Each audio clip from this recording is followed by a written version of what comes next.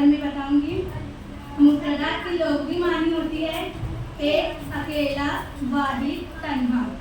ये उसकी लोगवी मानी है। और उसकी इस्तिलाही मानी होती है अलग अलग हरफों को मुफ्रदात कहते हैं। मसलन के तौर पर अलिफ, अलिफ जो के दहान यानी कि मुंह के खाली हिस्से से अलिफ अदा होता है। अंदर मुंह के खाली तो होता है ना, वहाँ से अलिफ अदा होता है। बा, दोनों होठों की तरी मिलकर बा अदा होता है। दोनों होठों की तरी, तरी मतलब गीला। ता, जबान की नोक सनाया उंगलियां की जड़ से लगाए तो ता अदा होता है।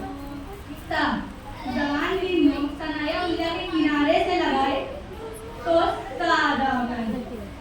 जीम, जबान का बीच का हिस्सा और ऊपर का तालु मिलकर जीम अदा होता है। हा, दरमियानी हलक यानी हलक का बीच का हिस्से से हा अदा होता है। फा, हलक का वो हिस्सा जो मुंह की तरफ है, वहाँ से फा अदा होता है।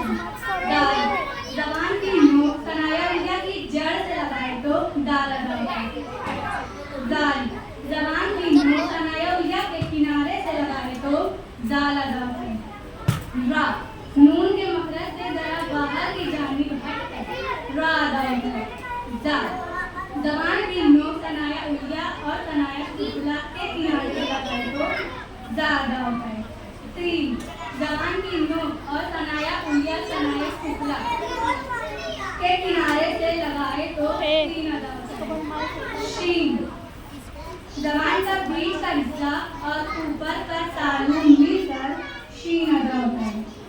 क्वाद, जबान की नोक सनाया उंगलियां और सनाया सुफला के किनारे से लगाए तो क्वाद अदा होता है। ज़्वाद, जबान की करवट और ऊपर की दाढ़ों की जड़ से ज़्वाद अदा होता है।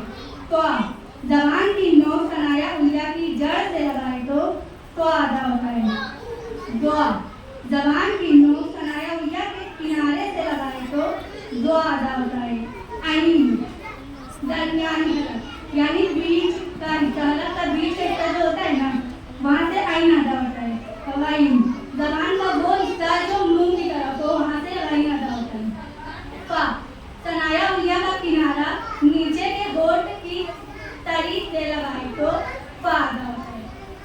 काफ, हलक जबान की जड़ और ऊपर के तालु मिलकर काफ अदा होता है।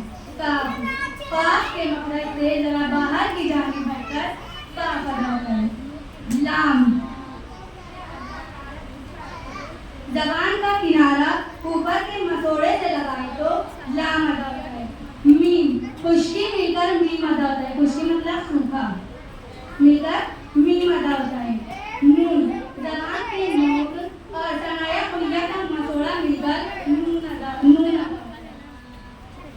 वाव, दोनों होठ जब के बीच खुला रहकर होठ गोल हो जाए तो वाव अदा होता है। हाथ, हलक का आखिरी हिस्सा यानी सीने की तरफ वाला हिस्सा, वहाँ से हा और हमजा दोनों अदा होता है। या, जौ से दहान यानी मुंह के खाली हिस्से से या अदा होता है। मखरज, मखरज यानी जहाँ आवाज टिकने से हर्फ निकले वहाँ उसको मखरज बोलते हैं, मखरज कहते हैं।